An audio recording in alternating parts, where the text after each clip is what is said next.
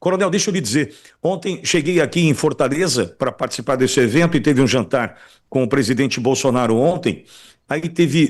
tivemos duas abordagens que falaram do senhor. E eu me lembro de nome de uma delas, a segunda, eu confesso que minha memória está me traindo agora, mas a dona Valéria. Dona Valéria falou assim: ai, amanhã é dia do Coronel Gerson Gomes na rádio, né?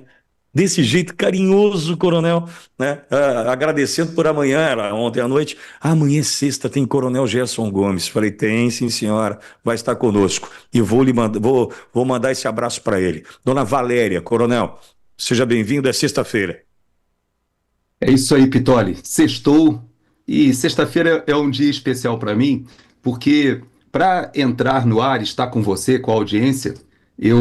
logo cedo eu ouço o hino nacional e vejo aquele um monte de mensagens e várias dessas mensagens, Pitoli, as pessoas se identificam, dizem de onde são, colocam as bandeiras de vários países e eu fico impressionado. Eu assisti a programação desde o início hoje com vários temas que nós vamos conversar, interligar com alguns assuntos que a gente deve conversar, e eu fico muito emocionado de ver que a Auriverde tem essa capilaridade, essa penetração no Brasil, mas também aqui fora, no exterior. É impressionante a quantidade de brasileiros Brasil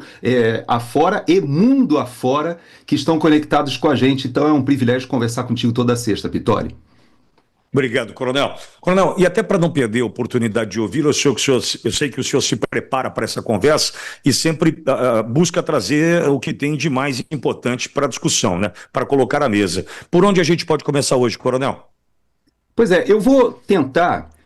contextualizar uma discussão que aconteceu no Brasil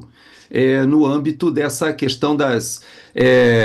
medidas que estão sendo tomadas aqui nos Estados Unidos pelo Departamento de Estado. Foi aniversário do Marco Rubio essa semana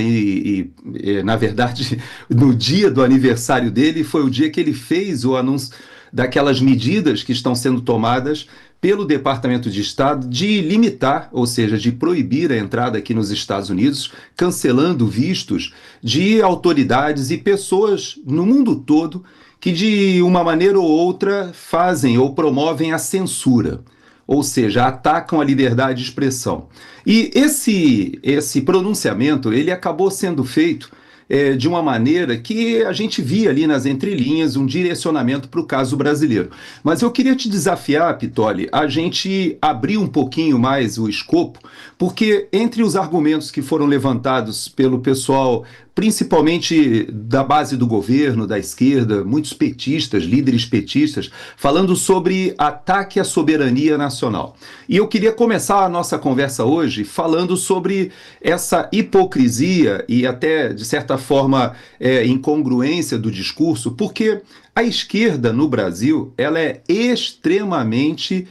internacionalizada, conectada com pautas internacionais e, mais do que isso, ela é muitas e muitas vezes financiada pelo capital internacional em diversas das suas pautas. Então, essa conexão internacional, Pitoli, você e eu começamos a experimentar no âmbito da direita muito recentemente, porque a direita ou o movimento conservador ou até mesmo o movimento liberal são movimentos que tendem a ter uma pegada muito mais interior nos seus próprios países e pouca conexão internacional, principalmente o movimento conservador. Então, hoje, nós temos o CIPEC, você foi comigo no CIPEC da Argentina, eu estive em vários CIPECs aqui nos Estados Unidos, a CIPEC hoje acontecendo na Coreia do Sul, na Hungria, na Europa, em vários países e no Brasil. Então você veja que esse movimento conservador, que antes era algo circunscrito só aos Estados Unidos, toma tração ali na época do presidente Ronald Reagan, e depois vai aumentando, e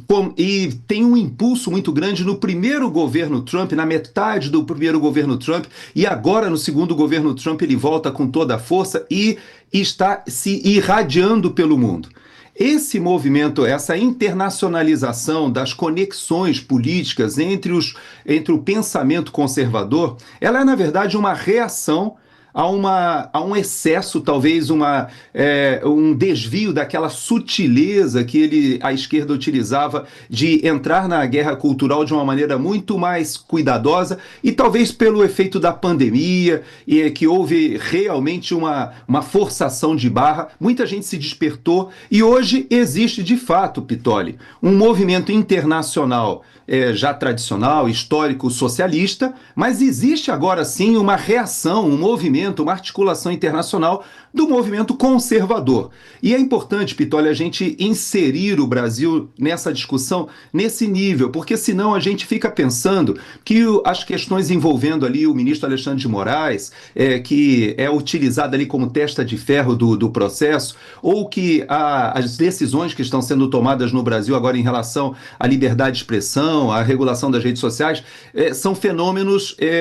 tupiniquins, né, brasileiros, e não são. E é importante a gente abrir a nossa audiência, entender que nós estamos inseridos numa batalha, numa guerra planetária, podemos dizer, global, neste exato momento. E aí, vários dos assuntos que a gente vai conversar hoje, eu queria dar esse pano de fundo para que a gente pudesse contextualizar, Pitoli. Perfeito, Coronel. Aliás, é exemplo do que conversamos com a Jamile Davis e a descriminalização da maconha proposta pelo prefeito de Londres, né? A gente percebe que há uma experiência no Brasil, um Supremo Tribunal Federal que decide 40 gramas não é crime, enfim, isso vai se espalhando, são ações globais. E é contra isso que a gente está lutando. Eu acho que a gente pode usar essa questão de Londres como um exemplo, Coronel. Pois é, então a questão de Londres você até toca num assunto que ele é global, aconteceu em vários países da Europa, a gente tem Portugal que viveu essa experiência, cidades ali vendo as pessoas se drogando na rua, a Holanda é bem conhecida a experiência, mas você veja que mesmo na Europa já se chegou a um ponto em que a própria sociedade percebe que isso em nada beneficia o ambiente comunitário nas cidades, e mesmo vários países já retrocedem muitas dessas políticas. O que está acontecendo ali, e a Jamile colocou muito bem, é mais uma exploração política de alguém que já está no desespero, mas eu queria chamar a atenção, e a própria Jamile falou sobre isso, que é uma tentativa que inclusive encontra resistência dentro do próprio Partido Trabalhista lá, porque a população, Pitoli, principalmente nos países onde não tem o voto obrigatório, que praticamente todos os países democráticos no mundo não têm esse artifício do voto obrigatório, é algo que em algum momento a gente vai ter que encarar isso no Brasil, mas o fato é que esses países, eles têm uma tendência à indiferença da sua população quando a situação está medianamente contornada. Ou seja, a população não se envolve na política porque elas dizem o seguinte: a alternância do poder, a resultante final de uma alternância de 10, 20 anos ali entre os partidos, os políticos vão brigando entre si, e a resultante acaba sendo satisfatória para a sociedade. Mas quando tem esses momentos em que o grupo dos agricultores da Holanda, ali dos Países Baixos, começa a perceber que estão avançando sobre questões muito importantes, até de sobrevivência para eles, quando a gente vê a sociedade brigando em relação à questão de imigração, e aí eu levanto até um primeiro ponto, uma coincidência. Eu não digo que tem uma relação direta, mas eu acho uma coincidência interessante que no dia do anúncio do Marco Rubio, do aniversário dele, um dia antes foi solto lá na Inglaterra, eu pensei até que a Jamile ia tocar nesse assunto, um ativista que ficou preso 9 meses, e é o Tommy Robinson, que é o nome conhecido, esse não é o nome verdadeiro dele, mas é o nome das redes sociais, mas ele ficou muitos meses preso exatamente porque ele se manifestou nas redes sociais contra as políticas de imigração. E esse caso dele ficou emblemático porque foi dada a ele a oportunidade de se submeter à legislação que hoje está na Europa, que é aquela que inspira os ministros da Suprema Corte de fazer uma regulação, uma modulação das redes sociais com a presença do Estado, inclusive colocando as pessoas em prisão por opinião, por pensamento. Na Inglaterra chega a ter pessoas que foram detidas e condenadas e chamadas à responsabilidade por estarem orando, rezando próximos a clínicas de aborto, porque eles entendiam que a simples presença da pessoa ali poderia constranger alguém que quisesse assassinar a sua criança ainda, o nascituro, no ventre da mãe. Agora você veja que essas posições, Pitoli, hoje, elas são defendidas politicamente por uma população que começa a ficar incomodada e volta às urnas. Você vê o que aconteceu em Portugal, por exemplo, Chega, em pouco tempo, poucos anos, ele sai de um representante, passa para 12, 15, chega a 50, agora já se torna a segunda maior força política em Portugal, ultrapassando o socialismo, que é tradicional em Portugal há muitos e muitos anos. A gente vê esse fenômeno acontecendo na Itália, na Espanha, até na Grécia, na Hungria já é tradicional, na Polônia. Então a gente vê que a Europa está passando por esse movimento de pêndulo, de se repensar. E o Brasil, Pitoli, por incrível que pareça, eu tenho assim no meu coração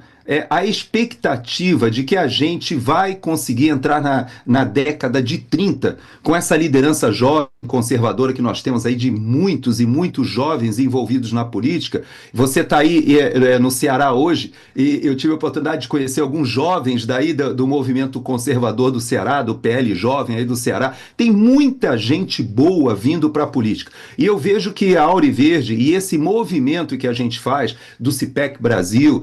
já fazem esse contraponto e dão voz à maioria da sociedade, que ela fica acomodada, como em todos os países, mas no Brasil, como o voto é obrigatório, a gente ainda vê aqueles currais eleitorais acontecendo. Isso de uma forma muito grande, mas eu fico feliz de você estar no Nordeste, porque mostra pra gente, como aconteceu na recepção que você falou do seu check-in, que existe uma população muito grande, ou cada vez maior, de brasileiros que tem consciência dessa disputa ideológica, dessa guerra ideológica que está acontecendo. Então você deu o exemplo da Jamile e me lembrou a questão do Tommy Robinson, mas também você falou cedo com a Cris Gremel em relação ao que está acontecendo na Argentina. Então você vê que a Argentina, ela, com o Milei, hoje, ela vive uma transformação gigantesca, e que a própria população, que de certa maneira foi reticente ainda na eleição do Milei, porque, veja, ele vence a eleição, mas ele não tem ainda a totalidade do parlamento, mas agora nas eleições municipais já mostra que a população argentina entendeu a proposta, e você vê, ele sai da Organização Mundial de Saúde, está na mesma pegada, no mesmo passo do que está acontecendo aqui nos Estados Unidos, e você vê esse movimento acontecendo também. O Tommy Robinson, ele faz o Make America Great Again, ele fala o Make Europa Great Again, no MEGA. Aqui na Argentina, aí na Argentina, mas no Sul, a gente vê o mesmo movimento acontecendo, que é uma mistura de um populismo com um nacionalismo, mas que na Argentina tem aquela pegada libertária, né? E aí até, assim como a Cris Grêmio nos lembrou, né, que a Argentina e Estados Unidos, houve esse encontro ali com Robert Kennedy Jr., saem da Organização Mundial de Saúde e propõem uma nova, uma alternativa a esse movimento que tomou os organismos multilaterais de assalto, que foi o movimento comunista internacional, com essa maneira deles agirem. Você vê que esse contraponto, o Milei, eu vou até contar assim, uma curiosidade, né, que aconteceu essa semana, é que ele tentou acabar com a TV estatal lá, né? Você sabe que a pegada do Milei, você teve na Argentina comigo, é uma pegada muito radical ali de movimento libertário, né? E ele tentou acabar com a TV estatal, não conseguiu, houve uma reação corporativa muito forte. E aí o que ele fez? Ele falou, então tá bom. Então ele começou a colocar desenhos animados que falam sobre Mises, sobre a ideia do empreendedorismo, e eu não sei se o pessoal lá vai começar a repensar a ideia de defender com unhas e garras a TV estatal, porque o que ele está fazendo agora é reeducando as crianças com as armas que estavam antes na mão daqueles ideólogos da esquerda, do pensamento social-democrata, ou até mesmo do sindicalismo, socialismo sindical tão forte lá desde Perón na Argentina, né, Pitoli?